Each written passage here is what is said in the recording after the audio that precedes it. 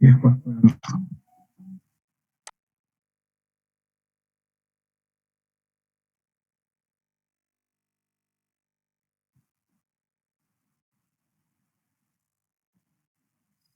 perfecto. Aquí está grabando ya. Después les entrego el link, como pueden revisar esta grabación. Voy a comenzar presentándome. Mi nombre es Rodrigo Castro, soy médico veterinario y voy a estar a cargo de esta primera parte de la rotación aquí en Clínica Mayor. Yo creo que por las fechas en que me ha tocado participar en UTLA, fundamentalmente en el ramo de reproducción animal, yo tengo que haberles hecho clase ya. No lo sé, pero confírmeme, por favor, ¿tengo clase conmigo antes? Perfecto. Yo no, profe, solo el seminario, no, soy convalidante, por eso hoy tuve reproducción con el profesor Oliver. Ya, perfecto.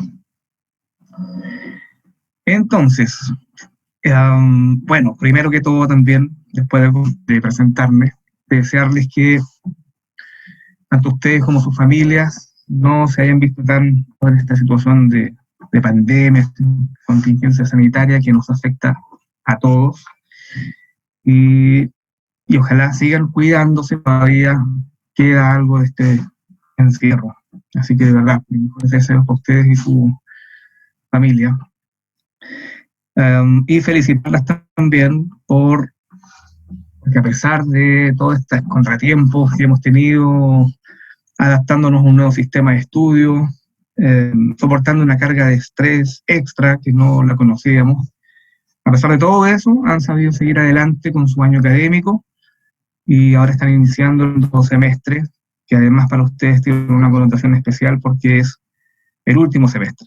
Es decir, este otro año ya somos colegas y este otro año ya van a estar frente a un caso clínico sin la compañía de sus compañeros, sin la guía de un profesor.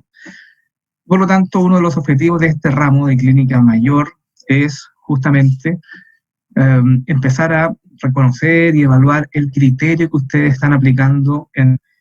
Así es que la modalidad que vamos a utilizar va a ser básicamente iniciando con un repaso general sobre los semiológicos, que es la primera aproximación al paciente, reconociendo las particularidades de esta especie equina, que obviamente hay que respetar ciertos protocolos de aproximación, hay que respetar ciertas formas de evaluar y obtener información particular,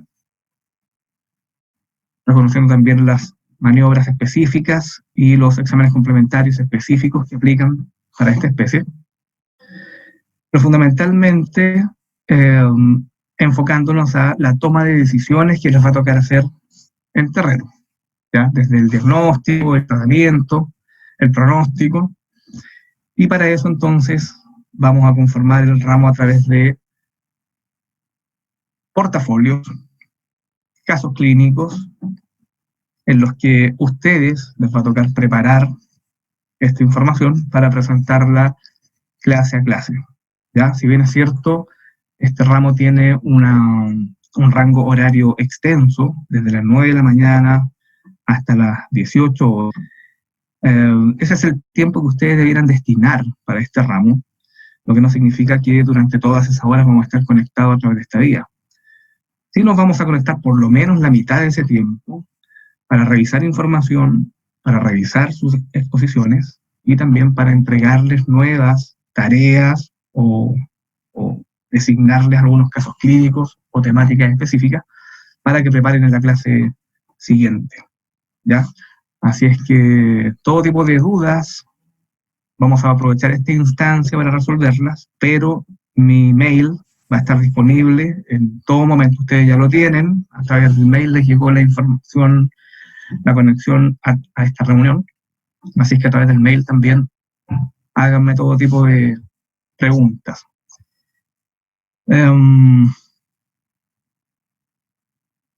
Les voy a mandar a sus correos también una serie de documentos que resumen la estructuración de este ramo y también están las rúbricas y las pautas de evaluación, ¿ya? Así como también un formato tipo de cómo presentar su caso clínico o su temática específica. ¿Ya? Yo se las voy a mandar al correo, pero de todas formas las vamos a revisar, se las voy a exponer ahora. ¿Ya? Hasta el momento, ¿tienen alguna duda? No, profe. Profe. Ya. Lo otro que quiero hacer es hacerles un llamado, es una invitación en realidad, a que aprovechemos esta instancia. Es un grupo reducido, somos 1, 2, 3, 4, 5, 6 personas que conformamos este grupo. Así es que perfectamente se puede dar una conversación fluida, ya no vamos a hablar uno sobre el otro, como sí ocurre cuando son más numerosos. Así es que en cualquier momento de mi exposición, o en cualquier momento de la exposición de algún contenido, sintámonos en la libertad de activar nuestros micrófonos y hacer la pregunta o hacer el alcance, el comentario que queramos, ¿ya? La idea es generar un grupo que genere una instancia académica de aprendizaje. ¿Ya? Evitemos que esta instancia se transforme solo en una clase como las que han tenido durante los 4 años anteriores, que es un profesor hablando de una temática específica, sin mucha participación de los alumnos. Evitemos esa exposición. Ustedes son casi egresadas ya, por lo tanto, lo que más interesa en esta instancia es que ustedes vayan demostrando, por lo tanto, demostrando criterio, y se van a sorprender. Yo creo que ustedes están en una etapa que todos hemos vivido casi egresando, y es que uno siente que en realidad sabe un poco de todo, pero que no se siente capacitado como un caso clínico por sí solo, digamos. Ya hay un poco de incertidumbre en el momento en que uno está recién egresando, porque uno no se da cuenta de las cosas que sabe, pero cuando las empieza a poner en práctica o empieza a desarrollar casos clínicos, se da cuenta que en realidad sí sabe. Lo que siempre falta, y esto es del lugar donde crecen, lo que siempre falta es más práctica. Por lo tanto, la única forma de ir tomando seguridad, y esto también es transversal a todas las áreas, no solo en equipo, mientras más práctica desarrollen, mientras más casos clínicos desarrollen, mientras más se enfrenten a situaciones específicas, más criterio van a generar y más experiencia van a generar. Así es que la única forma de ir generando ese criterio y ir sintiéndose un poco más seguro es sometiéndose a estas situaciones reales o recreadas, pero son casos clínicos. Y eso me interesa ver en este grupo, y es cómo se desenvolverían ustedes en terreno ante un caso clínico. Y les va a tocar a partir de este otro año, cuando estén egresadas ya. Y como les decía, ahí no van a estar los compañeros acompañándolos, o no va a estar un profesor guiándolo. Ahí es donde interesa entonces saber cómo se desenvolvería usted. Bien, les voy a compartir la pantalla para empezar a mostrarles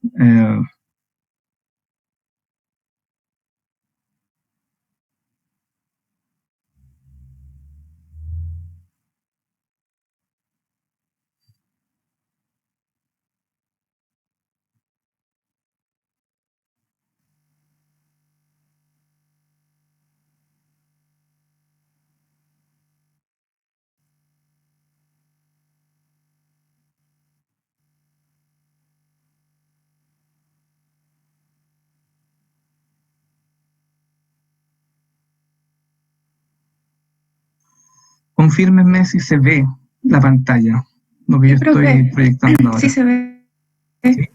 Está viendo el programa, ¿cierto? Exacto, el programa. Y esto mismo yo se los voy a enviar, ¿ya?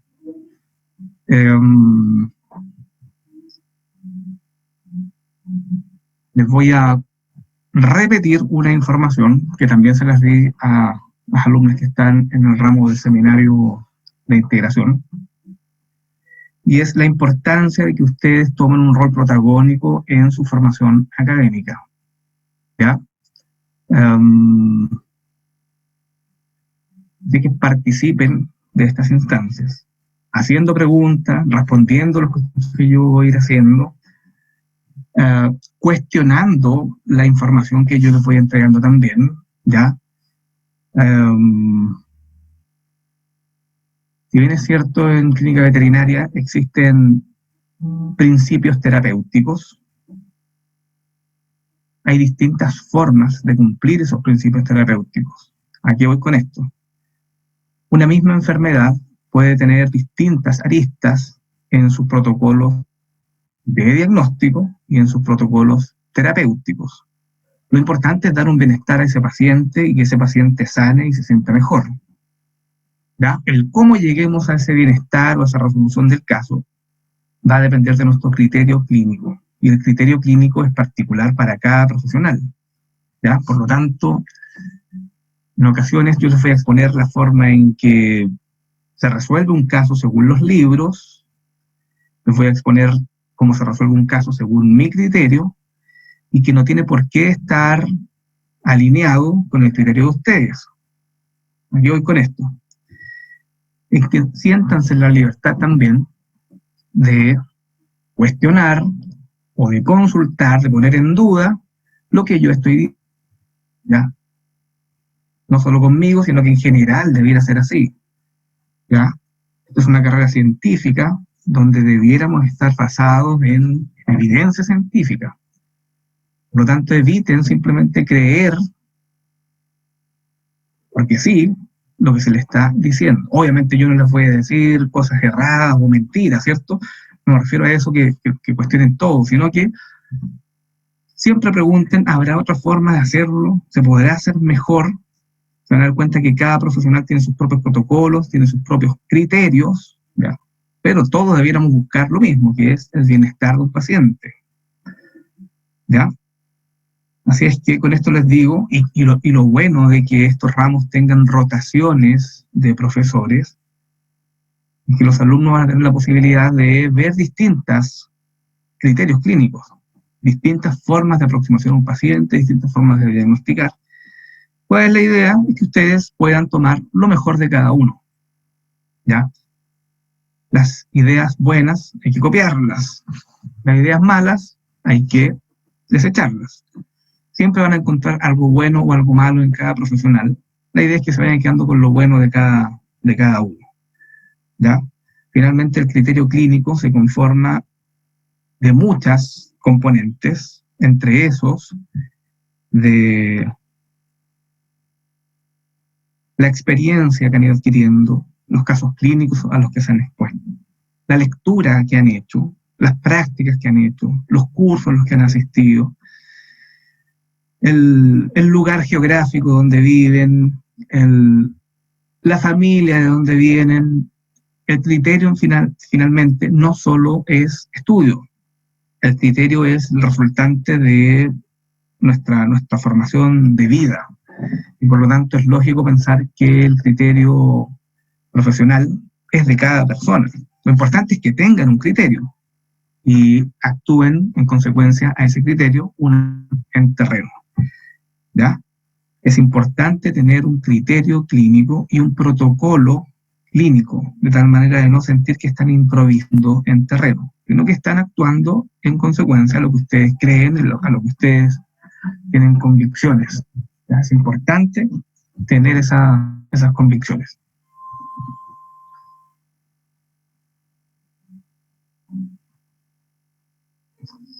Perfecto. Rápidamente entonces vamos a leer este programa. Es importante leer los programas porque en ellos están la ruta de viaje de un ramo, donde está no solo cómo se evalúa el ramo, sino que también los objetivos que persigue este ramo. De esa forma ustedes tienen una orientación también del programa de ustedes como alumnos y qué esperan ustedes de los profesores de este ramo, ¿ya? Bueno, rápidamente, la asignatura es una asignatura integradora del ámbito de la formación práctica. Tiene como propósito que los alumnos tomen contacto directo con animales mayores, bovinos y equinos, para que puedan ver anamnesis, exploración clínica, diagnóstico clínico y epidemiológico, manejo reproductivo y obstétrica. tratamiento terapéutico y quirúrgico, entre otros, siempre supervisados por un docente. De esta forma, el alumno se prepara para desempeñarse de manera integral y poder desarrollar actividades insertas en las áreas de competencias específicas de la salud animal en bovinos y equinos. Conceptualmente, los docentes analizarán la etiología, signología, tratamiento y manejo de las afecciones más comunes de bovinos y equinos. Procedimentalmente, los realizarán anamnesis, recordarán los diferentes síntomas y signos, realizarán el examen clínico, sugerirán exámenes complementarios, plantearán prediagnósticos y un diagnóstico. Si se fijan, todos verbos activos, es decir, no solo el alumno escuchará cómo se hace, sino que lo que se espera en este ramo es que el alumno desarrolle, realizarán anamnesis, reconocerán síntomas, realizarán examen clínico, hacerlo ustedes mismos. Si bien en cierta etapa va a ser online, pero si todo sigue como está proyectado, vamos a tener estas actividades prácticas en un tiempo más, donde van a poder poner en práctica lo que hablemos en estas instancias online. Realizando discusión grupal, clínicos vistos. Actitudinalmente, integrarán el saber ser y convivir al estar sometidos a la interacción con pacientes. Deberán desarrollar diferentes aspectos como la comunicación efectiva, la capacidad de análisis, asertividad y trabajo en equipo. La asignatura tiene como prerequisito medicina de animales mayores y diagnóstico por imágenes, dado que en estas asignaturas se exponen los saberes conceptuales necesarios para la práctica clínica. Los conocimientos adquiridos en estos cursos serán aplicados por los estudiantes durante las actividades de taller, cuando deban atender a algún paciente y o exponer un determinado caso clínico. La asignatura está enmarcada en una modalidad educativa tradicional, con predominio de toda enseñanza de revisión de desempeño, ya que el docente supervisa y apoya las habilidades prácticas para que los estudiantes puedan desempeñarse de manera autónoma. Las estrategias de enseñanza, aprendizaje, incluyen actividades de taller grupal, 5 o 6 estudiantes por grupo, elaboración de portafolios a partir de discusiones de casos clínicos y trabajos personales. Se utilizará lenguaje escrito y oral y actividades prácticas en terreno. Las horas semestrales se dividirán en 2, una para desarrollar actividades clínicas en bovinos y una para equinos. La estructura evaluativa de la asignatura utiliza la ponderación de 86. Los tipos de evaluación son 4 ejercicios, 10% de la calificación final, que corresponden a portafolios sobre casos clínicos, 4 pruebas de cátedra oral, en la que se valorarán temáticas incluidas en el portafolio, y también se valorará el desempeño del estudiante en la actividad práctica del taller. Ya, para esto van a haber rúbricas. Entonces, es más o menos lo que yo les resumía. Es un ramo de último año, por lo tanto, lo que interesa es poner a prueba lo que se ha ido recibiendo en los años anteriores. Es un ramo integrador, lo que significa que vamos a tener que utilizar información recibida desde las primeras etapas, como conceptos anatómicos, o fisiológicos, o fisiopatológicos, o clínicos, ¿cierto? Medicina de animales mayores. Explotando todo nuestro potencial, entonces, toda la información que hemos podido almacenar o recibir, y vertirla en un caso clínico específico.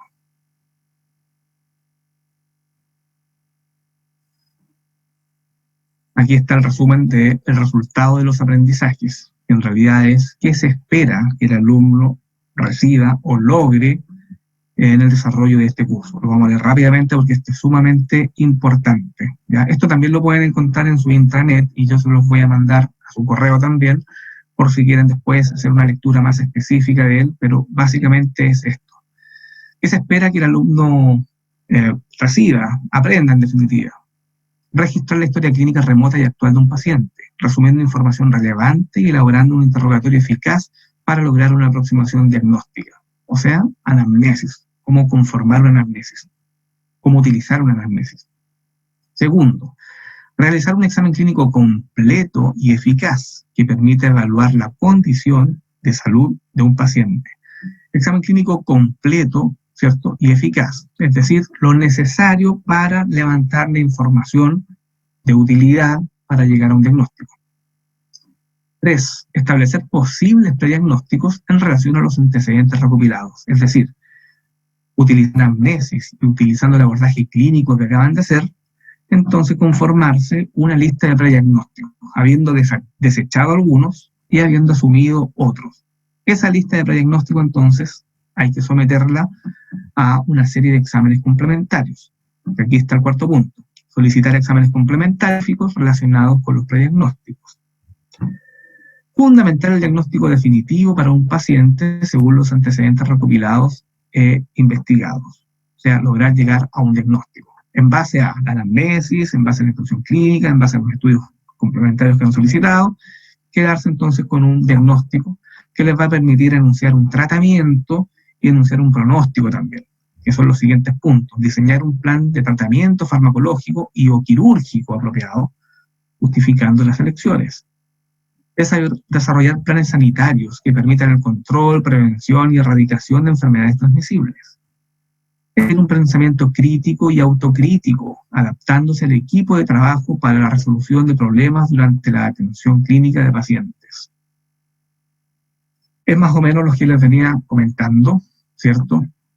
Poder integrar la información que han recibido hasta el momento y en todo momento exhibir un pensamiento crítico, es decir, poner en duda o someter a prueba la información que se le está entregando, y autocrítico también, es decir, aprovechen estas instancias para decir, este caso clínico que me entregó el profesor, si me hubiese tocado en terreno, sola, ¿cierto? No hubiese sabido qué hacer. Entonces, me falta preparación en ese, y voy a saber entonces en qué capacitarme. O, si sí saben qué hacer, someterlo a prueba también. ¿Es una información exacta la que estoy utilizando? O a lo mejor este protocolo que yo domino es mejorable, o lo puedo actualizar. Hay otras técnicas para desarrollarlo. Recuerden que esta es una carrera científica y la ciencia va cambiando, sobre todo la ciencia lógica. Lo que era aceptado como cierto hace 5 años, hoy puede ser distinto. Así que la clave está en mantenerse actualizado. ¿Ya? Esto se lo voy a dejar el resto para lectura, ¿ya? Pero está detallado la información que ustedes debieran recibir a lo largo de este curso, ¿ya? Hoy este programa, está diseñado en base a la presencialidad. Por lo tanto, yo me voy a referir de qué forma vamos a vivir este programa en esta realidad de primera instancia online.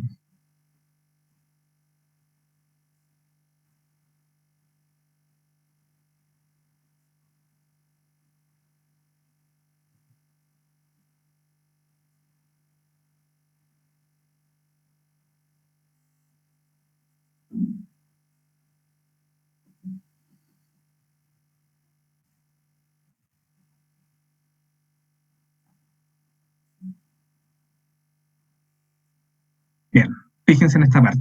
Vamos a agrandar ahí.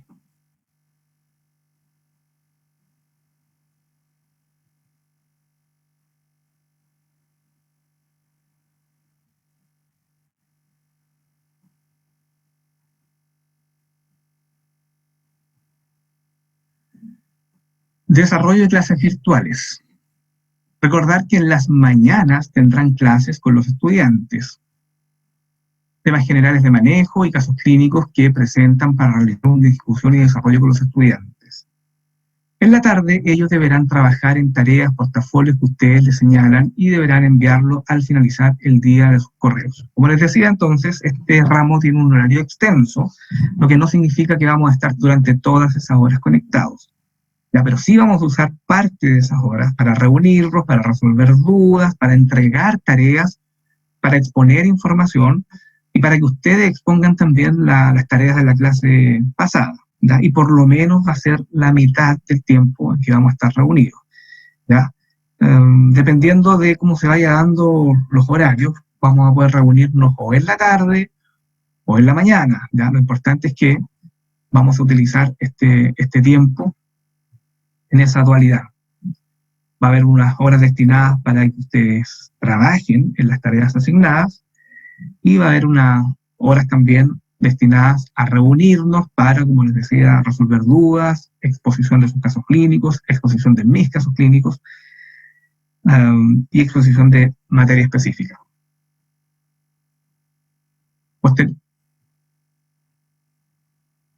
Cada estudiante deberá presentar la tarea durante la primera hora de clases y ustedes evaluarlos con nota de control. Es decir, cada semana yo les voy a entregar a ustedes una tarea específica, a cada una de ustedes, que puede ser un caso clínico o puede ser una enfermedad en particular, y esa es la que van a tener que desarrollar la próxima semana, ¿ya? Es decir, hoy mismo yo les voy a dar una temática a cada una de ustedes, y esa es la que van a tener que presentar la próxima semana, ¿ya? Como es a modo de prueba, a modo de puesta en marcha, digamos, esta exposición de la próxima semana no va a ser con nota, pero sí la vamos a, o sea, sí la vamos a comentar, sí la vamos a trabajar sobre ella, yo les voy a dar mis comentarios, en qué considero que anduvo bien, qué pudo haber sido mejorable, para que ustedes ya estén preparadas para la actividad de la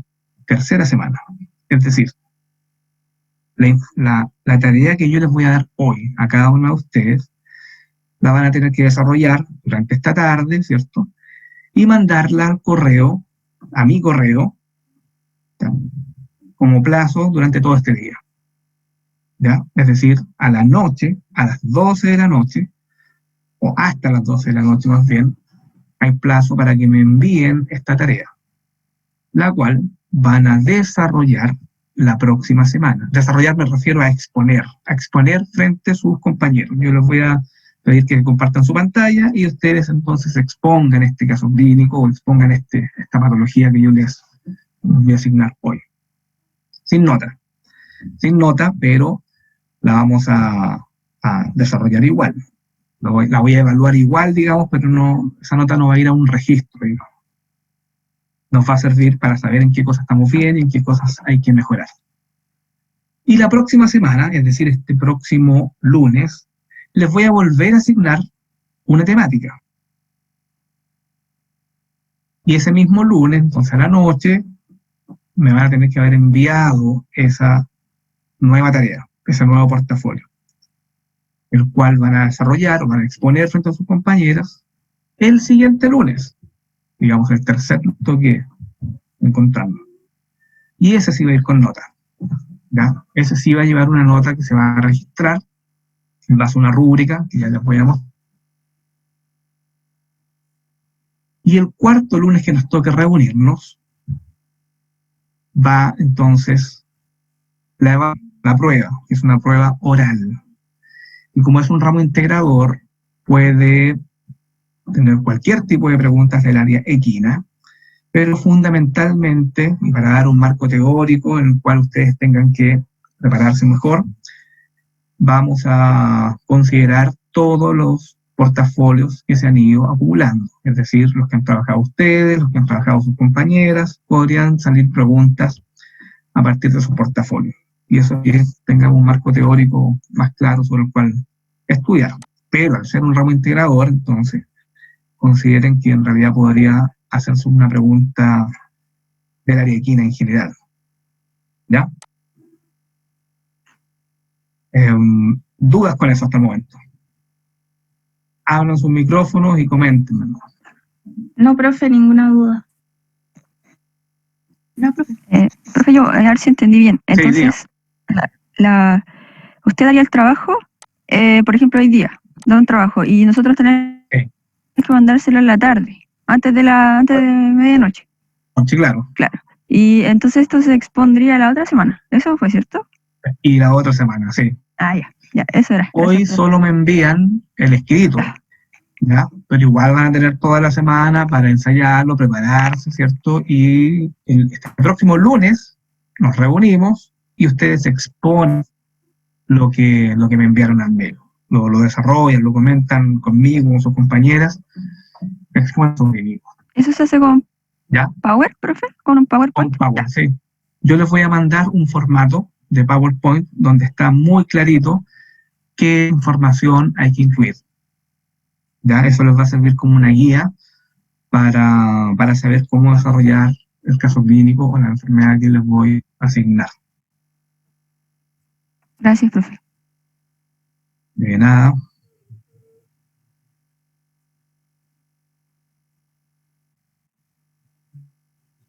Otra información importante que tenemos que revisar, dar a conocer el protocolo de bioseguridad de animales mayores, revisarlo con los estudiantes. Recordar que esta asignatura es integradora y que la evaluación de cátedra se debe aplicar rúbrica anexa en el programa. Modificar en la aplicación de esta rúbrica aquellas que son de presencialidad, realizar anamnesis, examen clínico, y dar el resto de la rúbrica. Ya, es decir, vamos a utilizar rúbricas para la evaluación, ya sea en casos clínicos reales, en presencialidad, o esta modalidad online. Perfecto. Entonces, les voy a leer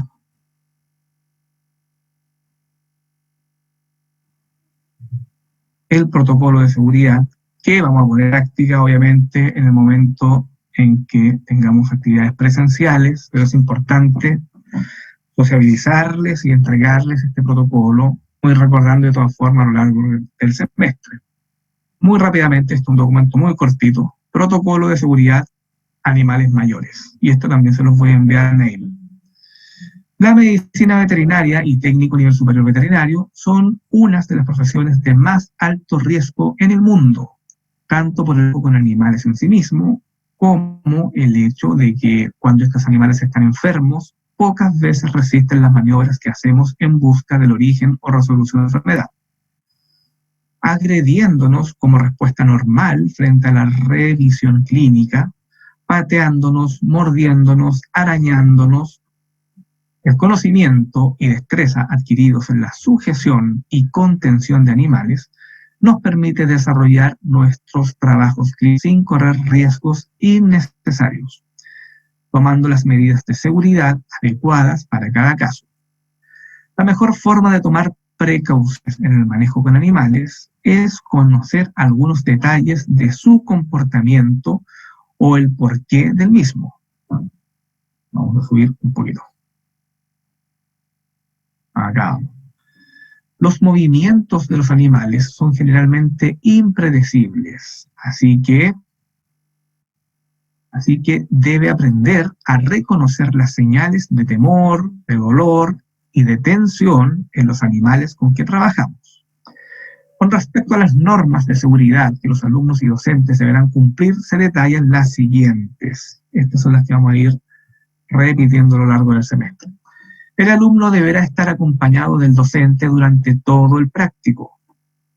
En el primer práctico se realizará clase teórica con normativas del curso y exposición de medidas de seguridad, que es lo que estamos haciendo ahora.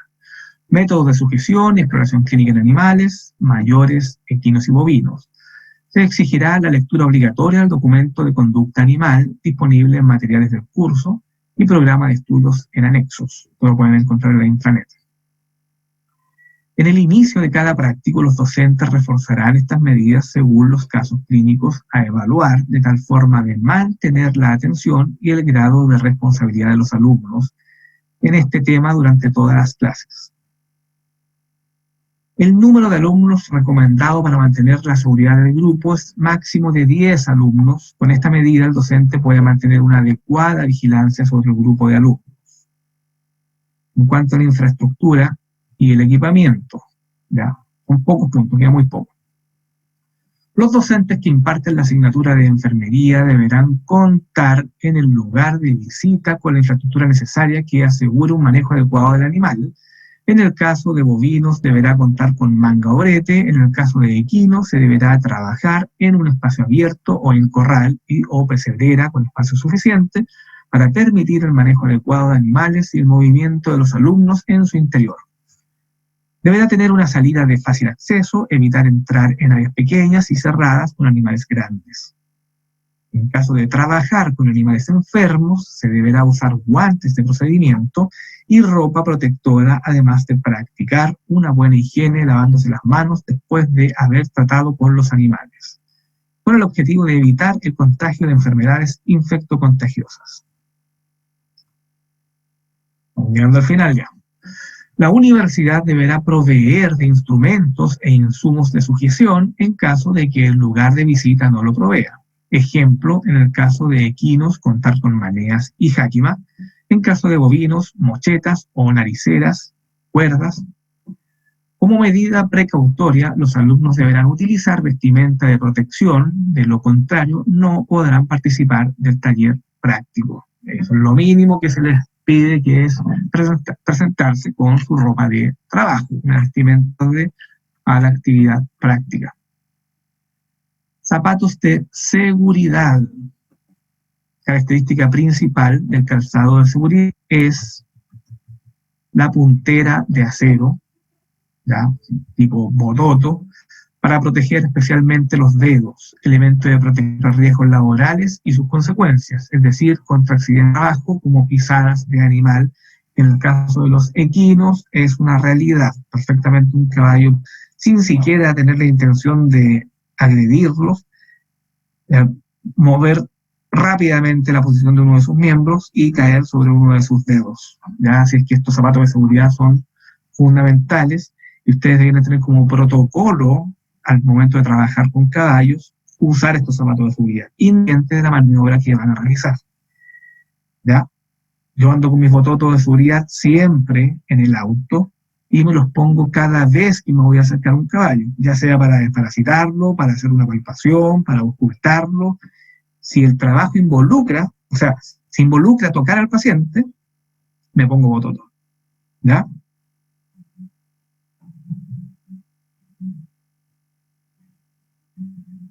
Overol o blusa y pantalón de cirujano, color verde, con piocha que indique alumno, medicina veterinaria o técnico a nivel superior veterinario, Universidad de las Américas. Estos artículos tendrán que ser comprados por el alumno, es decir, traje clínico y la piocha. En el caso de equinos, se exigirá el uso de casco y chaleco protector. Esos deben estar a disposición en el momento de la práctica, o sea, va a estar en las dependencias que nos toca trabajar. Estos dos artículos estarán disponibles en la Escuela de Medicina Veterinaria de cada sede para el uso de los prácticos. Casco de jinete de seguridad, chaleco protector. Durante las clases se deberá apagar y guardar elementos musicales o fotográficos y de grabación personal. Estará prohibido el uso de celulares. Si es urgente y autorizado por el docente, el alumno deberá ubicarse en un sector que afecte el trabajo de los demás para contestar la llamada.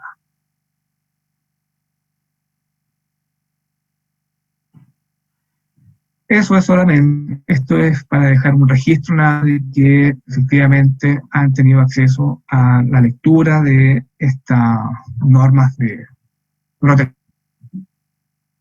que también se las voy a enviar al correo.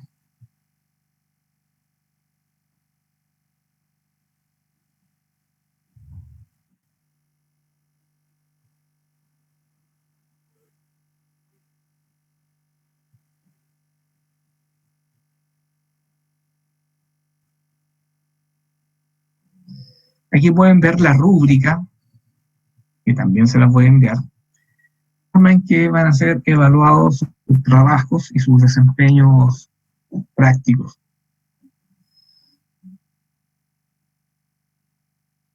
Un momento.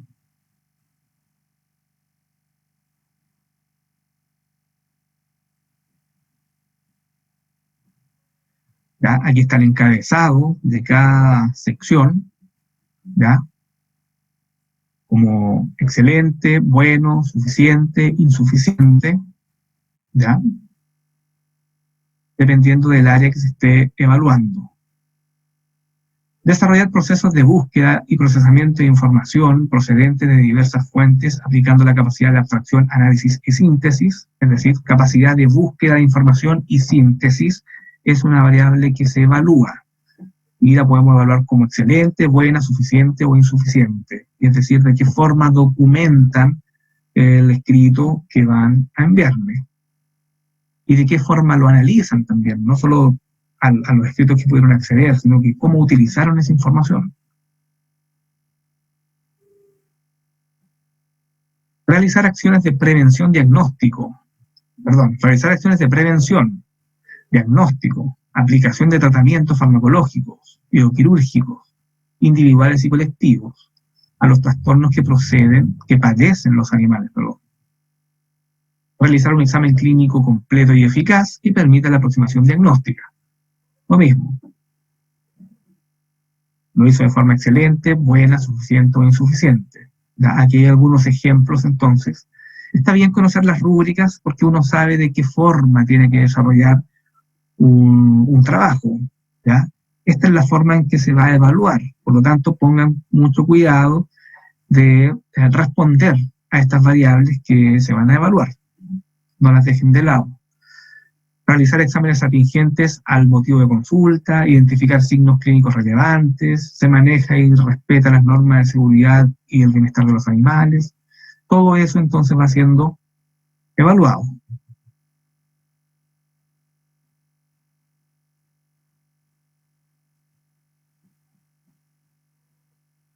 Realizar acciones de prevención, diagnóstico, aplicación de tratamiento, bueno, eso ya lo habíamos leído, ¿cierto? Establecer prediagnósticos. En base a su examen clínico, plantea un prediagnóstico. Fundamenta su prediagnóstico. Recuerden, todo va siendo evaluado de acuerdo a estas categorías de excelente, bueno, suficiente, insuficiente. Cada una de estas está detallada también. Cómo considerarla excelente o cómo considerarla suficiente. Como les digo, tomen la rúbrica como una guía para poder ir desarrollando el caso clínico, escrito o presencial cuando nos toque en terreno. ¿Ya? Esto también entonces se los voy a enviar al correo para que lo tengan de apoyo. Está todo bien detallado para que finalmente ustedes sepan a qué se refiere su nota.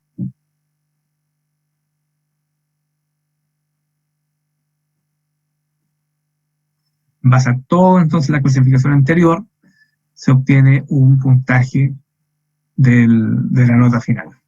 De esa forma ustedes saben perfectamente el porqué de su nota.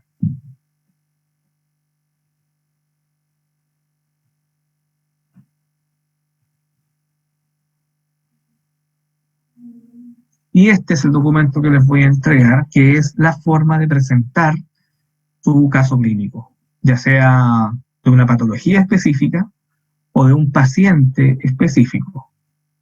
¿Ya? Comenzando por el título, el nombre de la patología, el nombre de ustedes, mi nombre en este caso, Rodrigo Castro, y la fecha en que lo está presentando. La primera diapo entonces es portada. La segunda es una introducción. Aquí deberá entregar los antecedentes generales de la patología o del problema que se le asignó, como una descripción o las características generales o datos epidemiológicos, entre otras cosas. Es decir, es como las generalidades del trabajo que se le entregó, comentando ya sea datos epidemiológicos o estadísticos, comentando la realidad nacional, comentando si es una patología que tiene cierta estacionalidad o una predilección por alguna raza o por algún género o por alguna edad, ¿ya? O algún antecedente histórico de esta enfermedad, de cuando hubo brotes a nivel mundial o a nivel nacional. Contextualizar entonces la patología o contextualizar la temática que se les entregó. ¿Ya? La introducción generalmente hay que utilizarla para darle importancia al trabajo que uno está desarrollando. La introducción uno debiera, en menos de 5 minutos, presentar la problemática que uno está tratando, resaltando sus más llamativos. ¿ya? Como les digo, dejar muy en claro a la audiencia que la temática que van a tratar tiene una relevancia y tiene una aplicación clínica, que no es un tema más simplemente, sino que tiene una validez. Una buena forma de darle validez a estas presentaciones, es decir, la patología que les voy a presentar, por ejemplo, ¿cierto? Tiene una gran incidencia, o sea, patología. Es una patología que se va a encontrar una vez que empieza a desarrollar la actividad privada de la profesión. Por lo tanto, pongan a lo que yo voy a comentar, porque es una patología que se va a encontrar en algún momento, ¿no? Porque se espera, no sé, en el 70% de los potrillos. Y ahí le damos importancia, entonces, a la tema que vamos a empezar a desarrollar. ¿Puedo hacer una pregunta? Sí. En base a la información que nosotros pongamos en el Power, así como ¿lo tenemos que citar o solamente desde nuestra como perspectiva? Idealmente citarlo, sí, para saber de dónde extrajeron la información. Sí, de hecho al final, fíjense, aparece una biblioteca. Así que apóyense en los textos, pero no hagan simple copiar-pegar de los textos, sino utilicen la información que encuentren en los textos. Utilicen 2, 3 textos y saquen una idea general que les permita plasmar sus propias palabras, sus propias ideas. Pero sí, tiene que ir con una cita. Siguiente es el desarrollo. Puede ser en más de una diapo, o sea, el desarrollo es el segundo capítulo de este trabajo. En el desarrollo, aquí, en caso de ser una patología, debe incluir los signos clínicos que espera encontrar en esta patología, los diagnósticos diferenciales, ¿ya? Patologías que parecen mucho a la patología en cuestión, ¿cierto? Pero que tenemos que ser capaces de diferenciarlos. Por lo menos indicar 5 diagnósticos diferenciales, 5 patologías similares a la que están desarrollando. Hacer alusión a los exámenes complementarios que permiten la aproximación diagnóstica. Abordar el tratamiento, el pronóstico y el control, prevención de esta enfermedad, ¿ya? El protocolo de abordaje a un paciente no termina con el diagnóstico, ni tampoco termina con el tratamiento de un ejemplar, sino que debiera terminar con establecer normas de contingencia, protocolos de contingencia, que eviten la recidiva, eviten que ese trastorno aparezca en otros ejemplares también. O sea, los tratamientos no son solo farmacológicos, los tratamientos también consideran normas de acción, medidas de contingencia, donde le digo a un propietario, le digo a un capataz de un aras, la forma en que deben actuar para que esta patología no se vuelva a generar y no se vuelva a propagar por el resto de los ejemplares, ¿ya? No pensemos solo en apagar incendios, sino que pensemos en evitar los incendios también. A eso me refiero con que el tratamiento no solo debe ser reactivo o farmacológico, sino que tiene que ser preventivo también. Y eso no necesariamente involucra fármacos, sino que muchas veces simplemente son medidas de manejo. En caso de ser un problema detectado o un tema general, deberá contextualizarlo a nivel país, indicando las variables que lo afectan, relacionándolo con aspectos bibliográficos investigados. Por ejemplo, si yo no les asigno una enfermedad en específico, sino que simplemente les digo abortos. Abortos es un evento, ¿cierto? Es un episodio. Entonces, enfocarlo a nivel país. ¿Ya? Pero cuando es una patología, desarrollarlo, como dice la primera parte de este encabezado. Siguiente, análisis crítico. Aquí deberá realizar un análisis respecto al tema o el caso clínico y los antecedentes investigados. Debe contextualizarlo a nivel país, señalando aspectos epidemiológicos, económicos y de salud pública en caso que sea atingente. Es decir, este análisis crítico puede estar documentado o puede ser una idea propia, pero la idea es utilizar la información que acaban de entregar y analizarla, ¿ya? Analizarla de forma objetiva, crítica, proponiendo quizás nuevas ideas o proponiendo líneas de investigación, ¿ya? O resaltando la necesidad de generar nuevos protocolos y aterrizarlo a nivel país, ¿ya? O a nivel de la región en que ustedes están,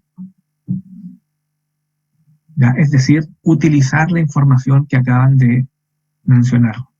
Y si es una patología que más bien afecta a un ejemplar en particular o afecta a un grupo de ejemplares, qué repercusiones puede tener esta desde el punto de vista productivo o económico o sanitario, ¿ya? ¿Qué rol cumplen las medidas de contingencia a nivel fronterizo, cuarentenas, manejos sanitarios preventivos? A eso se refiere el análisis crítico, es decir, en utilizar la información que acaban de exponer y someterla a cuestionamientos o generar nuevas aristas de discusión, para finalmente terminar con una bibliografía. Considere como mínimo 2 libros de la bibliografía recomendada y 3 artículos de revista de no más de 5 años de antigüedad, citados según la norma APA. Es decir, en total debería por lo menos tener 5 citas bibliográficas. Si es más, mejor, ¿ya? Pero por lo menos debiera tener 5 citas bibliográficas. Si se fijan, este es un archivo que tiene 5 diapos, ¿ya? Lo que no significa que tienen que presentar 5. Estas 5 diapos solamente muestran el encabezado de cada área a desarrollar, ¿ya? Perfectamente en la introducción podrían ocupar una sola diapo, pero en el desarrollo van a necesitar más de una diapo. Lo mismo en el análisis crítico, 2 o 3 diapositivas, y la bibliografía probablemente solo una, ¿ya? Una vez que ustedes me envíen estos trabajos, yo se los voy a entregar también a todo el grupo, de tal manera que el grupo sepa de qué se va a hablar en la clase siguiente y también pueda hacer sus preguntas, ¿ya? La idea es que el grupo salga fortalecido y no solo cada una de ustedes en la temática que les tocó, sino que todos podamos tener acceso a la información que se va a tratar. Y también es importante eso porque la prueba que tengamos el cuarto lunes de reunión es la prueba, es una prueba oral, individual, que la vamos a hacer así a través de Zoom también, donde ustedes van a poder hacer las preguntas y respuestas de ustedes mismas, en que al ser un ramo integrador puede haber cualquier técnica de la área equina, pero vamos a considerar fuertemente estos portafolios que vamos a ir entregando semana a semana. Es decir, perfectamente pueden salir y van a salir preguntas referentes a los portafolios que hemos ido revisando. Hasta el momento.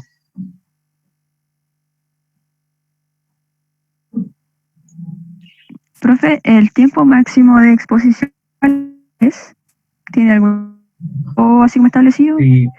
Sí, hay un tiempo.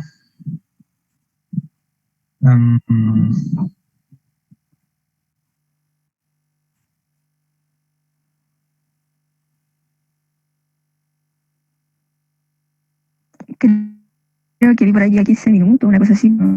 Quería estar seguro. Sí, me parece igual. Estoy tratando de buscar dónde está esa información.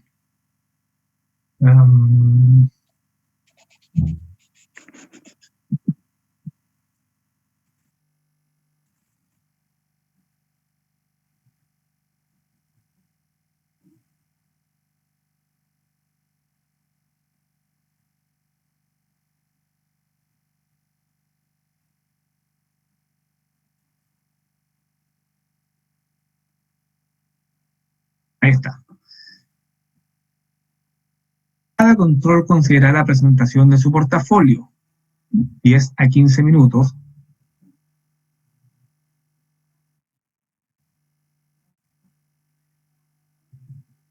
Sí, en realidad el portafolio no debiera sobrepasar los 15 minutos, ¿ya? Es decir, es la información justa y necesaria, ¿ya? No es una clase sobre sobre cierta enfermedad, sino que es la información justa y necesaria a considerar. Lo más importante, en realidad, el resumen de lo más importante de esa temática, ¿ya? 15 minutos. Así que es necesario que lo ensayen para ocupar de forma eficiente el tiempo. Ahora, si van saliendo preguntas entre medio, y eso significa que se alarguen un poco en la presentación, no tiene ninguna penalización, digamos, ¿ya? Pero es para que se preparen de alrededor de unos 15 minutos de exposición. Gracias, profe. De nada, todos estos documentos yo se los voy a hacer llegar al mail.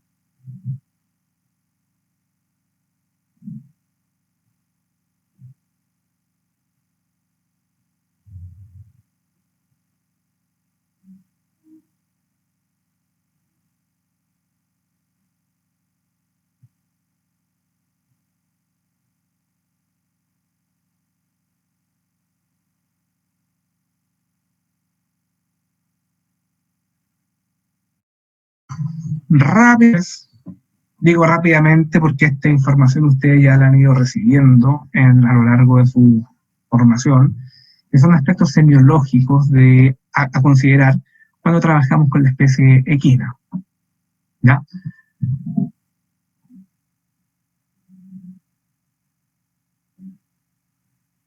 Semiología ya sabemos que es una ciencia que a través de los signos o los síntomas lo que busca es aproximarse a un diagnóstico en un paciente equino en este caso.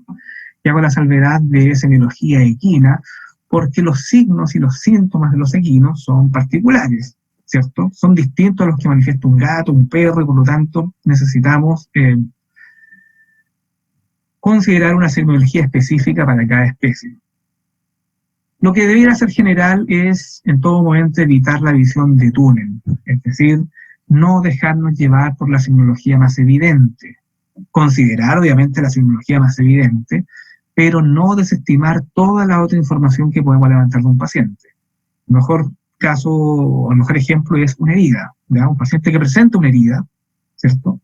¿Qué es lo que salta a la vista? Obviamente, la herida, pero no simplemente y listo. ¿Ya? Estamos tratando pacientes, no patologías. ¿Ya? Una misma patología podría tener distinta connotación. Esta misma herida, ¿cierto?, puede tener distinta connotación en la región anatómica que su tal, o en el escroto, o en un párpado, o en una pata.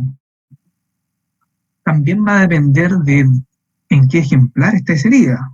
Si es en un potrillo, si es en un adulto, si es en un ejemplar viejo, si es en una yegua preñada o una yegua seca, si es en un padrillo, un ejemplar reproductivo, ¿ya?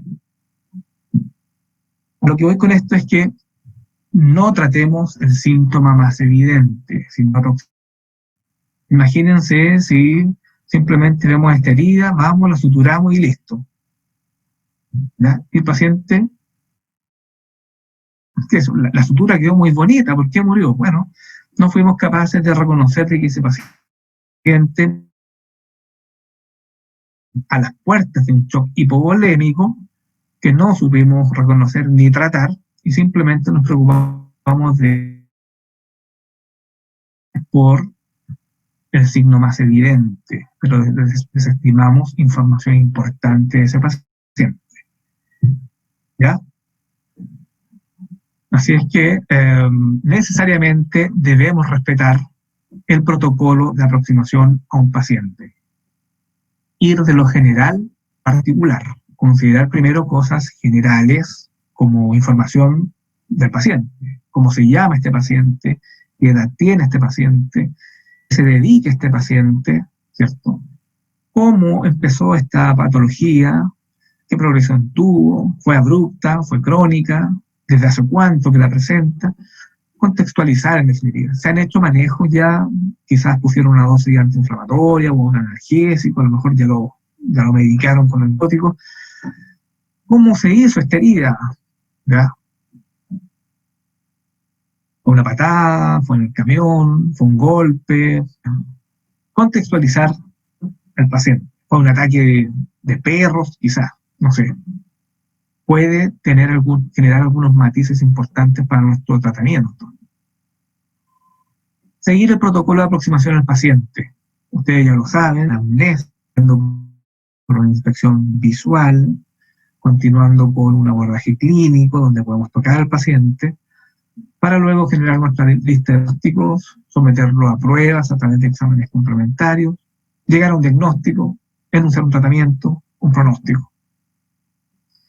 Y fundamental es tener un conocimiento de patologías y signos más frecuentes en los equinos. ¿Ya? Los ejemplares equinos, ¿cierto? Son trabajos sometidos a deportes, dependiendo de la raza que estemos comentando, van a estar sometidos a situaciones particulares que generan que un ejemplar de carrera, por ejemplo, se enferme de cosas distintas que un ejemplar de salto o un ejemplar corralero. Tienen el solo hecho de ser ejemplares equinos, que pertenecen a una misma especie, se ha visto que por estadística lo más frecuente, patologías más frecuentes son las musculoesqueletales, obviamente, y le siguen las digestivas y respiratorias. Y van tomando ciertos matices dependiendo de la disciplina deportiva a la que se dedican. ¿Ya? Así es que en términos generales debiéramos poner atención a las conductas, ¿cierto? Los ejemplares que están decaídos se nota por su inactividad en las orejas o su cabeza por debajo del límite de la cruz. ¿Ya? Ante trastornos respiratorios, estas especies manifiestan tos o manifiestan ronquidos o secreciones nasales. ¿Ya? Trastornos de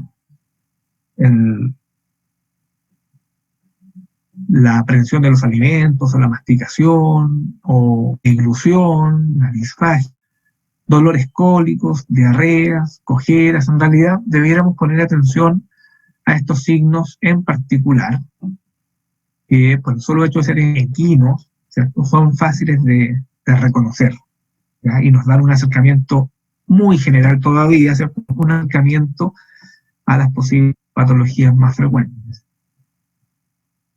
¿Ya? Ahí hay una imagen que ejemplifica la diversidad de pacientes a los que nos podemos dar. ¿Ya?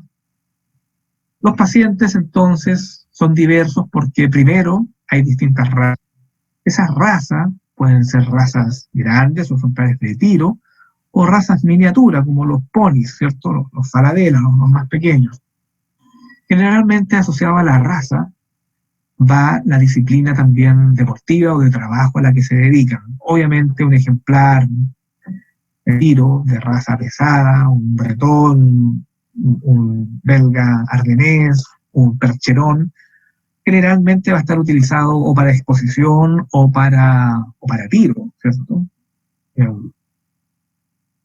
Disciplinas de tracción.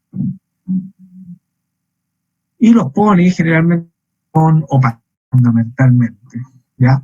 Si estamos evaluando un ejemplar sin sangre de carrera, lo más probable es que se dedique a las carreras, es algo que tenemos que preguntar, ¿cierto? Si es un ejemplar de fina sangre chileno, es muy probable que se dedique a la disciplina del rodeo, ¿ya? Y en base a eso van a estar entonces delimitada o contextualizada su entorno tal, su entorno deportivo y el riesgo al que están sometidos. Con esto quiero decir que dependiendo de la raza y dependiendo de la disciplina que experimenten, van a estar más frecuentes experimentar. ¿Ya? La edad es importante reconocer que nos enfrentamos a casos clínicos que pueden estar en un neonato, en un recién nacido, hasta casos clínicos, pasando por ejemplares juveniles, ejemplares adultos, hasta llegar a ejemplares añosos. La población de equinos añosos, sobre todo en reproducción, va cada vez en aumento. Los aras tienden a reducir su número de ejemplares y a quedarse con lo mejor que tienen. Y por lo tanto, se ha visto que la tendencia es ir prolongando el tiempo de vida útil de los reproductores. Tener pocos ejemplares en reproducción, pero tener lo mejor, la mejor selección posible. Y por lo tanto, el grupo de ejemplares añosos. ¿Sí? Dígame. ¿Qué significa que sea añoso? Añoso se considera por sobre los 18 años. Un ejemplar viejo es un ejemplar añoso.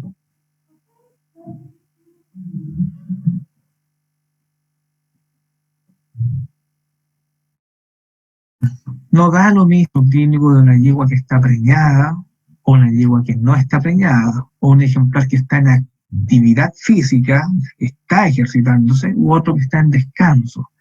No da lo mismo enfrentarse a un caso clínico de un ejemplar que está estabulado, o a otro que está en una situación de extensiva, a potrero, ¿cierto? El ambiente que experimentan es distinto. La pesebrera tiene material particulado en suspensión, menor tasa de cambio de aire, es un ambiente más encerrado, a diferencia de los ejemplares que están a potrero, donde el ambiente tiende a ser un poco más natural. El ejemplar que está estabulado se alimenta como ejemplar estabulado, ¿ya? Basando su alimentación en fardos, heno o alimentos comerciales. En cambio, el ejemplar que está potrero es más cercano a lo natural porque come fibra, basa su alimentación en la pradera, come fibra. ¿Ya? Y es necesario también considerar el concepto de salud. El concepto de salud va cambiando de acuerdo a el sistema que estamos evaluando. Así existe la salud productiva, o la salud reproductiva, o la salud deportiva. ¿Ya? La salud productiva, y así lo llevamos al término bovino, ¿cierto? La salud productiva, una vaca va a estar considerada sana en la medida que produzca los litros de leche que yo espero que produzca. Puede que tenga una dermatitis, puede que tenga alguna úlcera podal, ¿cierto? Pero si produce la leche que yo espero que produzca, va a estar sana desde el punto de vista productivo.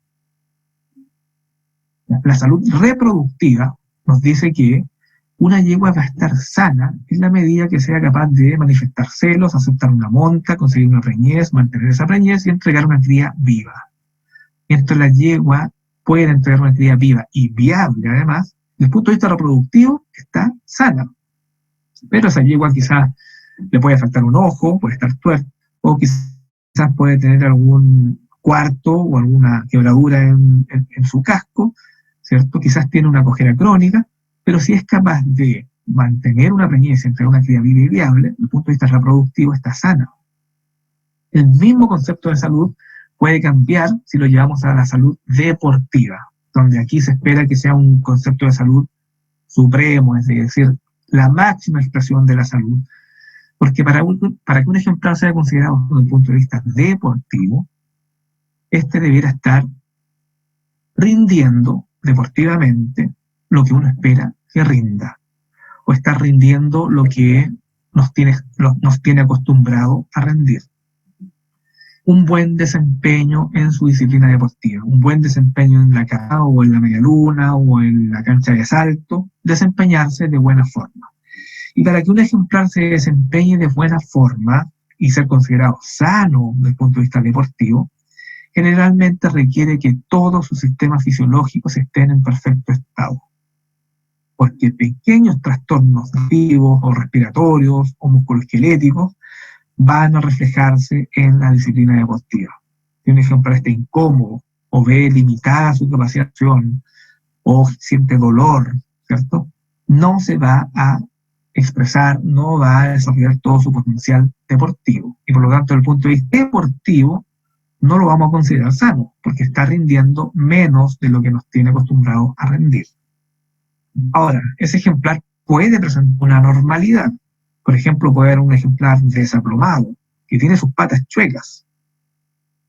Pero si gana tipos, si gana el Chile, deportivamente ese caballo está impecable. Lo que no quiere decir que presente alguna anormalidad. Ese caballo puede estar desaplomado, puede estar chueco. Quizás eso va a limitar su tiempo de vida útil, pero está rindiendo perfectamente en las pistas de carrera, está rindiendo perfectamente en su disciplina deportiva. ¿Ya? Así es que el concepto de salud deportivo apunta a eso, a que el ejemplar se desempeñe de buena forma en las pistas de caza. Para eso generalmente necesitamos que todos los sistemas fisiológicos estén en orden. Ahí están distintas realidades que nos toca enfrentar. Distintas disciplinas deportivas, distintos ambientes, ejemplares estabulados, ejemplares ejemplares ejercitándose en una media luna, ejemplares ejercitándose en velocidad. La misma especie, pero teniendo distinta connotación de acuerdo a la edad, a la raza, a el ambiente que le toca experimentar. Bien, para eso necesita abordar un caso clínico, teniendo muy presente que necesitamos manejar un vocabulario profesional y también un vocabulario coloquial o una jerga. El vocabulario académico o profesional es necesario para escribir informes, para comunicarnos entre colegas, para exponer un caso clínico ante una comisión o ante un simposio, un congreso. Ahí tenemos que hablar con un vocabulario elevado, profesional, más técnico. Sin embargo, cuando a tratar con peticeros, con cuidadores de caballos, con propietarios de caballos, quienes no tienen por qué conocer los concesionarios, porque no son para ello, pueden tener muchos conocimientos de caballos, ¿verdad? Porque han vivido junto con los caballos durante toda la vida, pero no tienen por qué manejar los conceptos profesionales o los conceptos académicos de la medicina veterinaria, porque no son veterinarios. Entonces, cuando nos toque tratar con ellos, nosotros tenemos que hacernos entender de buena forma, utilizando un vocabulario más simple, más coloquial, o utilizando la jerga. Cada disciplina deportiva tiene su propia jerga, que son conceptos o vocablos, conceptos que aplican para esa disciplina nada más. Así, por lo tanto, se conoce una jerga hípica o una jerga corralera, donde solamente las personas que se dedican a ese rubro o a esa disciplina saben a qué se están refiriendo. Es necesario que como médicos veterinarios sepamos también utilizar ese vocabulario para hacernos entender de mejor forma. ¿Ya? Si yo instauro un tratamiento, me interesa que ese tratamiento se haga al pie de la letra. Entonces necesito comunicarlo de buena forma, lo más simple posible para que la información llegue al receptor. ¿Ya? Y jerga encontramos un montón, ¿ya? Desde la nomenclatura anatómica, que tiene características propias para la especie equina. Ya sabemos, por ejemplo, que la articulación del nudo se llama metacarpofalángica, ¿cierto? Pero todos la conocen como la articulación del nudo. Entonces, cuando hablemos con propietarios, cuidadores, nos vamos a referir al nudo simplemente. Si vamos a escribir un informe, podemos utilizar metacarpofalángico, pero es el nudo.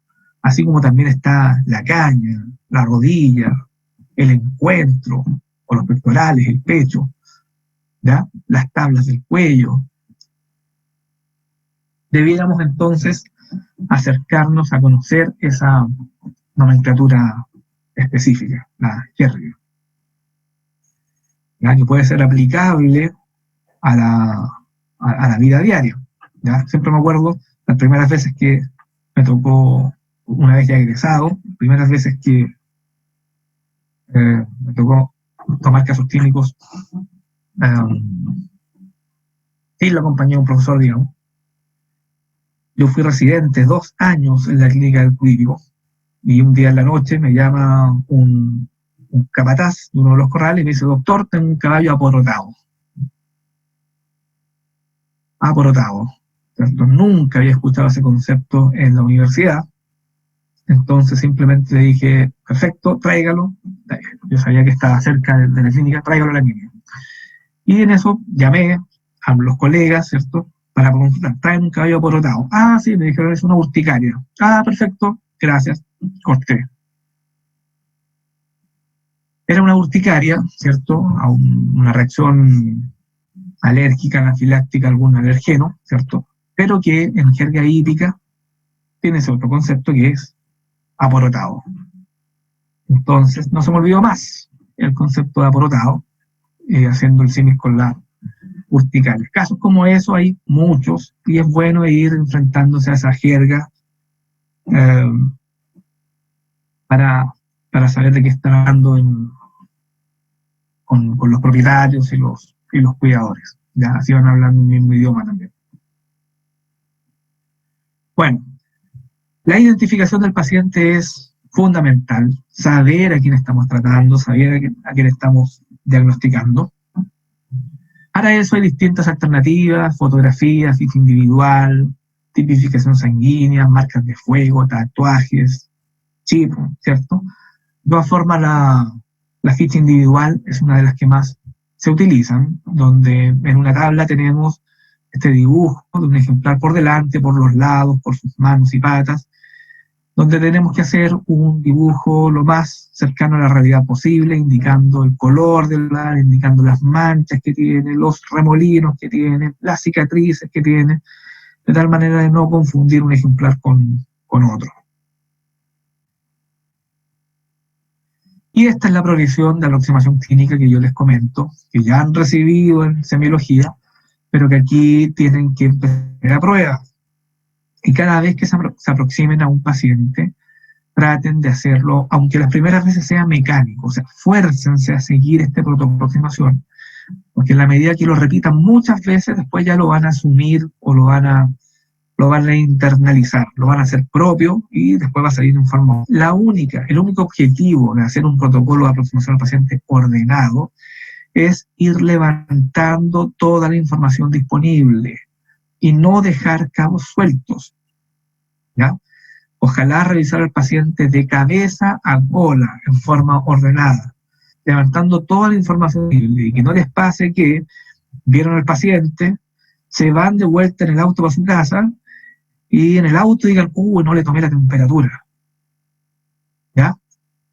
Imagínense, volver al campo, pedir que tomen de nuevo al animal, a tomarle solo la temperatura, no se vería bien, ¿cierto? Entonces, tomemos toda la información necesaria en el momento que tengamos al paciente frente a nosotros. Eso significa iniciar con una buena anamnesis. Ya sabemos que el concepto de anamnesis apunta a simplemente contextualizar un paciente. La anamnesis puede ser remota, levantando información del pasado de ese ejemplar, ya del pasado clínico, o una anamnesis presente, de qué situaciones actualmente, contextualizar el evento por el que están siendo consultados, conocer el motivo de ese propietario, conocer entonces qué es lo que le aqueja a este propietario. Es importante saber cuál es la inquietud del propietario para poder dar respuesta a la inquietud. Y dando respuesta a esa inquietud, entonces el propietario se queda con la sensación de que fue bien atendido. Se le responde su necesidad. ¿Ya? Inspección visual, simplemente en el paciente. Y ojalá mirarlo en 360 grados, por delante, por los lados, por atrás, contrastando la anamnesis que acaban de ver. En la inspección visual perfectamente puedo descubrir que hubo un error en la anamnesis, ¿ya? Que la información que le entregaron no es real. Ejemplo típico es una herida, y en la anamnesis, ¿hace cuánto tiene esa herida? Ayer, doctor, ayer tenía, pero estamos viendo la herida y vemos que está infectada, que tiene larvas de mosca incluso. Esa herida no es de ayer, esa herida tiene más tiempo. O sea, la inspección visual permite contrastar la información de la anamnesis. ¿Qué preguntar en la anamnesis? Lo necesario para contextualizar al paciente, iniciando con cosas generales. La disciplina, la raza, la edad, manejos generales del paciente. ¿Hace cuánto empezó este caso clínico? ¿Cómo empezó? ¿Abrupto? ¿Crónico? ¿Se ha ido aumentando la signología o ha ido disminuyendo? Entonces, el caso clínico como tal. En la anamnesis debiéramos seleccionar el tipo de preguntas que vamos a considerar. No podemos preguntarlo todo. pero tenemos que preguntar lo necesario. Ya, esta información ya se la entregué a las alumnas que están en el grupo de seminarios de integración, pero es importante repetirla ahora. Cuando ustedes estén decidiendo qué pregunta voy a incorporar en la anamnesis, pregúntense siempre lo siguiente: ¿me va a servir la respuesta que me van a dar? O sea, te estoy preguntando algo, ¿ya? Lo que pregunten se lo van a responder, pero ¿me saber esa información o no? Si les sirve saber esa información, entonces tienen que hacer la pregunta. Pero si la información los va a dejar donde mismo, o sea, no les va a permitir tomar una decisión, o no les va a permitir tomar uno u otro camino en la ruta diagnóstica, mejor no hacer esa pregunta. Va a ser una pérdida de tiempo. Pregúntense entonces, lo que yo voy a recibir como respuesta, ¿me va a servir o me va a dejar donde mismo? ¿Ya? Pero si me va a servir para descartar una enfermedad, o para asumir una enfermedad, o para pensar en un prediagnóstico, o para contextualizar a ese paciente, entonces tengo que hacerlo, ¿ya? El llamado entonces es: no lo pregunten todo, pregunten lo necesario para contextualizar a su paciente. Una vez que han hecho la anamnesis y han hecho la inspección visual, vamos a pasar a la inspección directa. Bueno, la inspección visual es lo que salta a la vista, ¿cierto? Secreciones nasales, heridas, sangrantes, aumentos de volúmenes, postura del ejemplar, todo lo que salta a la vista. Para luego pasar a una inspección directa, que es donde puedo tocar, donde voy a tocar lo que me llamó la atención en la inspección visual. Al poder tocar, puedo hacer palpación, percusión, auscultación, flexión, presión de los órganos o los tejidos que me llamaron la atención en la inspección visual. Después de hacer la anamnesis, la inspección visual, la inspección directa, ya debiera tener más o menos una idea general, pero una idea ya de hacia dónde va. Por lo menos debiera saber, este caso es más bien respiratorio, es más bien digestivo, es más bien musculoesquelético, ¿cierto? Y si es que y relacionarlo a cierto órgano. Si es respiratorio, ya encontré una idea si es que es respiratorio superior o respiratorio inferior. Si es digestivo, ya sabré, en base a la anamnesis, la inspección visual o la inspección directa, si se trata más bien de un cuadro cólico o una úlcera gástrica. Voy a haber descartado o asumido ya algunas situaciones, ¿ya? Y por lo tanto voy a poder haber conformado mi lista de prediagnósticos, que son las posibles causas de enfermedad. Una vez que tengo la lista de prediagnósticos, tengo que someterlos a prueba para quedarme con un diagnóstico. Es decir, si tengo 3 prediagnósticos, bueno, tengo que hacer las pruebas complementarias necesarias para descartar o asumir esos 3, para quedarme con uno, que va a ser mi diagnóstico definitivo. Ya no puedo pedir todas las pruebas diagnósticas, tengo que pedir las necesarias para descartar los prediagnósticos. El diagnóstico, teniendo diagnóstico, voy a poder entonces enunciar un tratamiento. Y teniendo tratamiento, entonces voy a poder también evaluar la progresión clínica, cómo va respondiendo ese ejemplar. Teniendo un diagnóstico también puedo entonces enunciar un pronóstico, que es lo que muchas veces les interesa saber a los propietarios. Perdón. Bien. Esta imagen también la vieron ya los que están en el ramo de seminarios, pero básicamente es para poner a prueba etapas del protocolo de aproximación, visualmente sobre todo. Claramente hay diferencias entre el ejemplar de la izquierda y el ejemplar de la derecha, pero no solamente puedo decir son distintos, es decir en qué son distintos.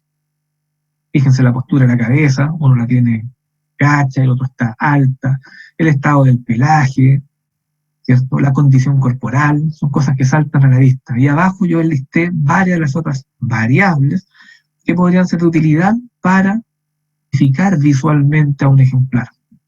Cómo está parado, su pelaje, si está sudando o no, si cojea la deambulación, si tiene tumores, cómo están sus aplomos, cómo orina, cómo es la calidad de su bosta, cómo respira, si tiene secreciones, qué tipo de secreciones serosas, sanguinolentas, mucosas, si tiene edemas, si hay alteraciones de su perímetro abdominal, si respira con dificultad, si le cuesta tragar o comer, si presenta lagrimeos o salivaciones, o cómo distribuye el peso de sus patas. Todo eso saltando a la vista, de volúmenes en sus articulaciones, todo eso saltando a la vista. Entonces ya puedo hacer una descripción, o reconocer alguna importante de ese ejemplar que me llame la atención. Y luego en la inspección clínica, me voy acá, lo puedo tocar ya. Y vamos a levantar la información típica que ya conocemos, que es las variables fisiológicas, que me permiten saber si ese ejemplar está dentro de los rangos o no. Color de las mucosas, tiempo higiene capilar, pliegue cutáneo, frecuencia cardíaca, respiratoria, digestiva, temperatura, ¿cierto? Aquí puedo entonces percutir, flexionar, extender, presionar. Ya puedo tocar al paciente.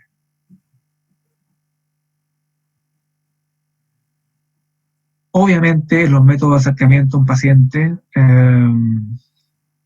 es necesario que recordemos que estamos trabajando con una especie de gran envergadura, con mucha fuerza además, y que tienen distinto temperamento. Hay ejemplares que son agresivos, otros dóciles. Los caballos tienen distintas estrategias para defenderse, ¿ya? La primera siempre va a ser la U. Son especies que evolutivamente han sido predadas y que prefieren arrancar ante el peligro, ¿ya? Pero como estamos trabajando en ambientes confinados o espacios más pequeños, ¿cierto? No siempre logran escapar y entonces a veces se defienden. Y la forma de defenderse, las puse aquí abajo, pueden morder, pueden patear, pueden manotear, pueden cabecear, pueden apretarte contra un muro, pueden pegarte con la cola, ¿ya? Como es un ejemplar de gran envergadura, el riesgo de salir dañado está, y por lo tanto tenemos que estar en todo momento alerta a cómo manejarlo y cómo acercarnos. El objetivo es no ponernos en riesgo, ni poner en riesgo a nuestro personal, ni poner en riesgo al ejemplar tampoco, ¿ya? Entonces hay métodos de acercamiento o de sujeción. Yo lo ejemplifico con una escalera, ¿ya? Una escalera de complejidades. La idea es utilizar las medidas de sujeción acorde al procedimiento que estamos realizando. Y esta escalera de complejidad, o en la escalera en ascenso de complejidades, considera que abajo están las maniobras más simples, las maniobras intermedias y las maniobras más invasivas o farmacológicas, digamos. ¿Qué quiere decir con esto? Lo primero que vamos a intentar con un ejemplar, al acercar a un ejemplar, son las técnicas sensoriales. Hay ejemplares que se tranquilizan simplemente con hablarles bajito, con no hacer movimientos bruscos al lado del caballo, silbándoles, ¿ya? O simplemente tapándoles un ojo, ¿ya? Y vamos a poner una inyección endovenosa. Hay caballos que ven la aguja y ya se tranquilizan. Bueno, tapémosle un ojo, ¿cierto? Que no vean la aguja, o poner algodones en sus conductos auditivos, en sus orejas, ¿cierto? Eso disminuye también la capacidad auditiva, entonces no se estresan. Técnicas sensoriales, en que a través de la visión o la audición se relajan los ejemplares. Si eso no está dando resultado, entonces pasemos a las técnicas físicas, donde ya podemos limitar el movimiento de los ejemplares. Como por ejemplo los potrillos, simplemente abrazarlos por delante y por atrás. Eso permite que el potrillo no avance ni retroceda. Estamos limitando su movimiento, ¿ya? Técnica física, pellizcar, ¿ya? Simplemente generar un pequeño dolor, una pequeña incomodidad que les permita trabajar en otro sitio anatómico. O técnica física, simplemente tomar una mano del ejemplar y flectarla. Con eso lo desestabilizamos y se hace más difícil que patee, por ejemplo. Las técnicas mecánicas ya requieren de otros elementos mecánicos, obviamente, y aquí están entonces el puro, las trabas, los bretes, las mangas, donde encajonamos a un paciente para que no se mueva. Y finalmente están las técnicas lógicas, que son sedantes y anestésicos. Considerémoslo siempre como la última alternativa, porque el uso de sedantes o anestésicos trae consigo un posible riesgo también, ¿ya? Un riesgo de una reacción alérgica, una reacción adversa, medicamentosa. Entonces, ¿para qué vamos a usar un sedante en una yegua que acepta el manejo simplemente con silbarle? ¿Para qué vamos a usar en una yegua que acepta el manejo simplemente con taparle un ojo? O sea, utilicemos los fármacos son un gran aliado, pero utilicemos cuando corresponda. Cuando las técnicas sensoriales, físicas, mecánicas no están dando resultados, entonces, resguardando la integridad del paciente, de ustedes y del personal apoyando, entonces usemos un fármaco. ¿Qué fármacos? Bueno, hay un resumen. Generalmente se utiliza acepromacina o silacina, ¿ya? Un derivado fenotiazínico, la acepromacina, y un alfa-2 agonista, la silacina. Aquí les dejé el listado, los pros y los contras de cada uno de ellos, ¿cierto? Resaltando que acepromacina está contraindicado su uso en machos, producto de que genera el riesgo de priapismo, esterilización permanente del pene. Por lo tanto, en ejemplares machos, ¿cierto?, vamos a priorizar el uso de silacina.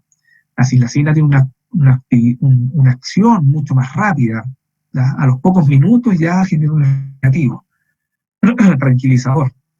En cambio, la acepromacina demora más tiempo en hacer efecto. La silacina es rápida, pero es fugaz también. Su efecto dura poco.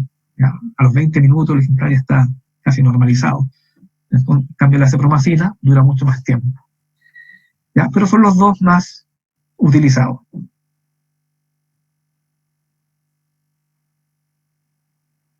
¿Ya? También está indicado su uso con silacina más acepromacina, ¿ya? Modificando sus dosis.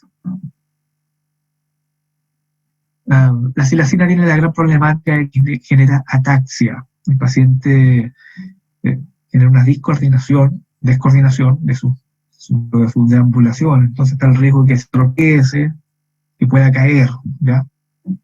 Lo cual se ve limitado cuando bajamos su dosis a la mitad y lo combinamos con acepromacina. Esta combinación toma lo mejor de cada uno, ¿no? Y finalmente está la alternativa del derribo anestésico. Existen distintos protocolos de derribo anestésico. Más utilizados es una asociación de silacina en un comienzo y después la mezcla de ketamina con diazepam.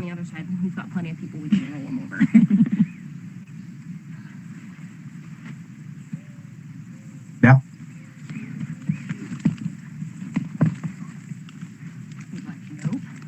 La idea es que el ejemplar caiga lo más suave posible, evitando en todo momento de su cabeza.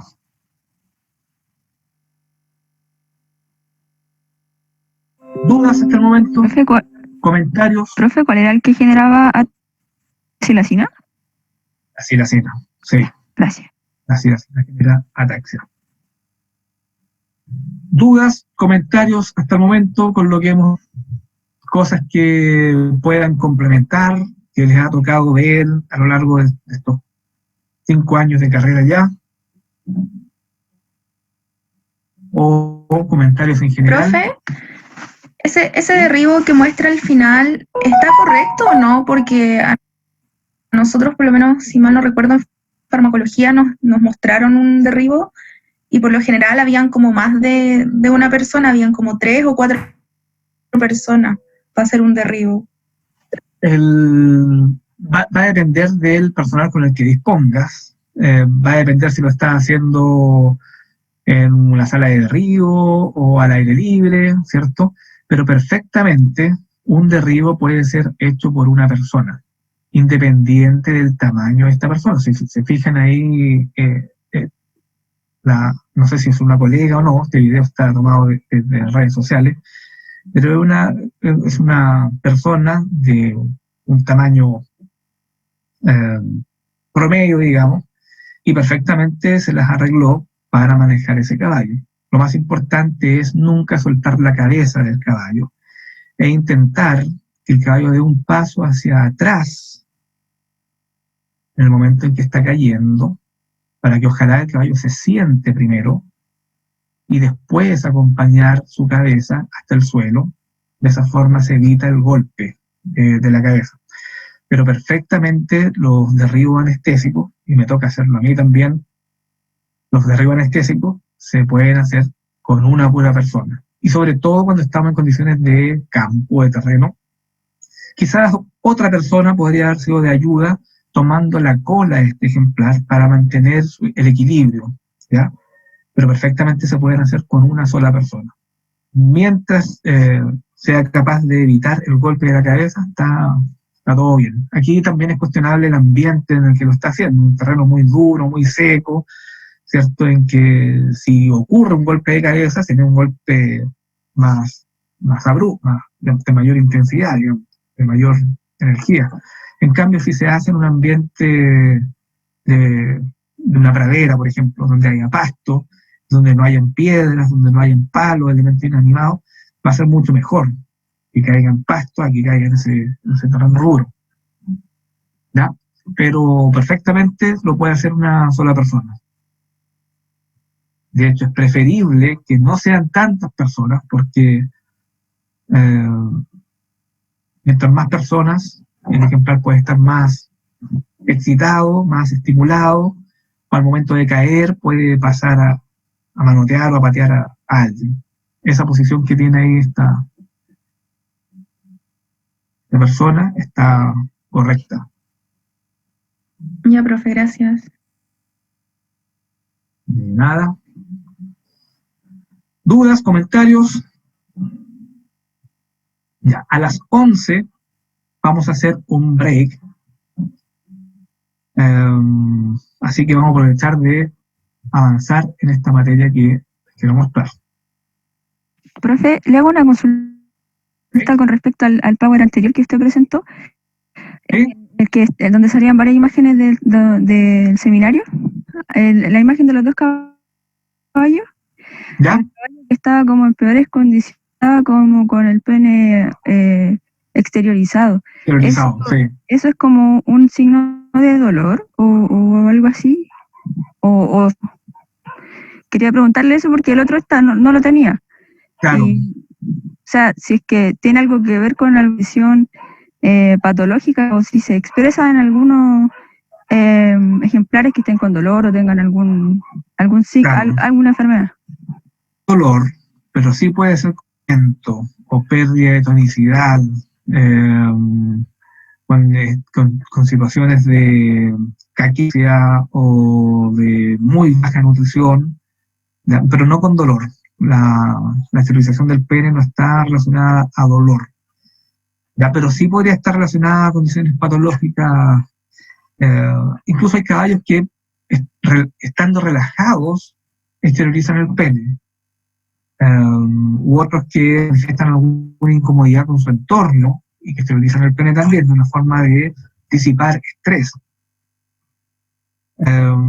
Si además de extensión del pene vemos que hay heridas, secreciones, edemas, aumento de volumen, eso ya nos llama la atención como evento patológico. Pero una simple esterilización del pene sin signos asociados no debería llamarnos la atención. Pero está bien la observación que tú haces. Gracias, profe. Sí que me había llamado la atención. Por eso dije, voy a preguntar al profe por si acaso para salir. Sí. Gracias, profe. Bien. Entonces, vamos con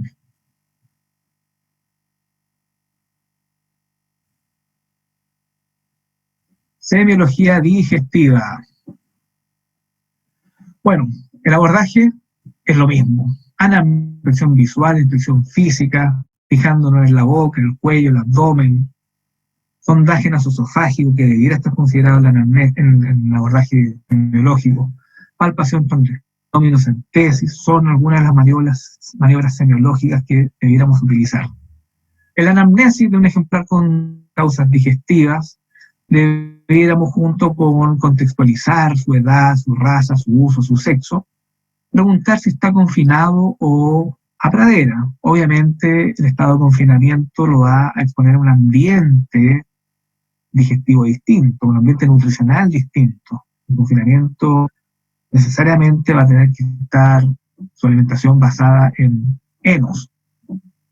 El tipo de comida, si tiene apetito o no, qué actividad física desarrolla, si está comiendo normal o anormal, si saliva, hace cuánto comió la última vez, si ha variado peso, si presenta dolor, sus manejos sanitarios, si ha tenido cólicos, qué tratamientos han realizado.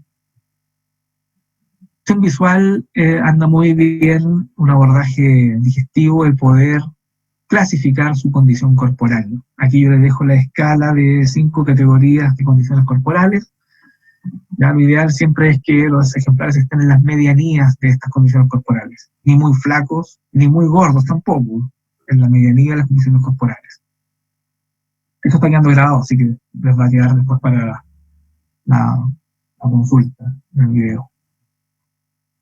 Hay formas de estimar el peso corporal a través de estas mediciones del perímetro torácico, utilizando esta fórmula, el perímetro torácico, al cubo, y eso expresado en metros, ¿ya?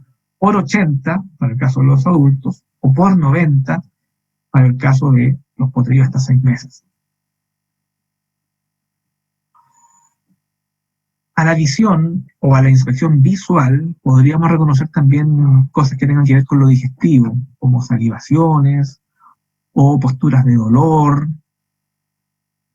¿ya? Cosas que llamen a la vista como pelos cortos en la cola que pueden estar acusando parasitosis, o ejemplares que intentan revolcarse, o alteraciones de los perímetros abdominales, podrían relacionarse con trastornos digestivos. Mirar a un caballo simplemente, ¿ya? En su conducta, fíjense, ese ejemplar está atento al entorno, su cabeza está erguida,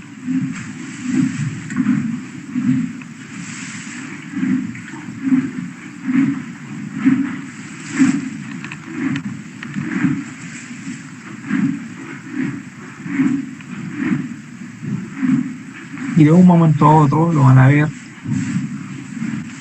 empieza a toser. Cambia totalmente su postura.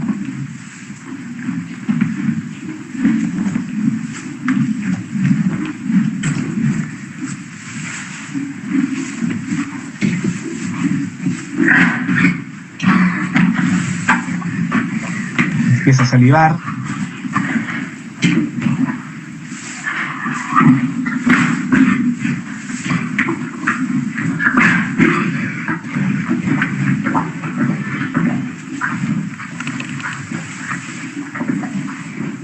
Ese ejemplar está manifestando un choking, que es una obstrucción esofágica, que tiene que ver con lo digestivo, y que en la anamnesis tiene mucho que ver también. Son ejemplares que intentan tomar agua, que generalmente vienen llegando a una competencia y que han estado un día entero casi sin comer, ¿cierto? Por lo tanto tienen mucha hambre.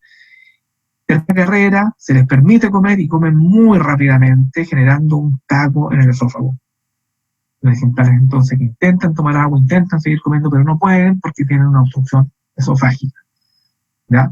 Por lo tanto, tampoco dejarse engañar, la sinología pareciera ser más respiratoria, ¿cierto? Pero en este caso es digestiva, es una obstrucción esofágica. La anamnesis ayuda bastante al descarte de algunas patologías. Bueno, la inspección bucal, fundamental en la evaluación digestiva. descartando úlceras bucales, de piezas dentales, puntas de muela.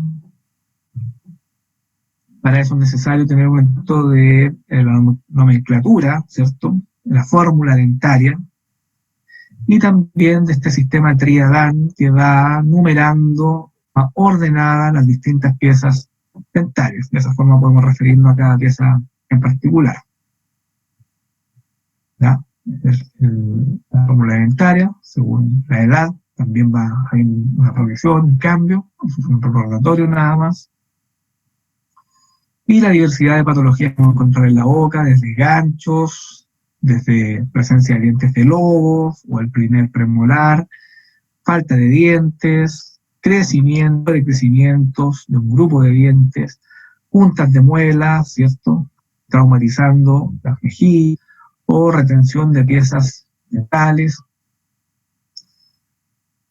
que pueden generar dolor, incomodidad en el paciente, no solo al momento, sino que también al momento de tener una dentaria dentro de su boca, el freno, ¿cierto? Palatitis, sobrecrecimiento o inflamación del paladar, ¿ya?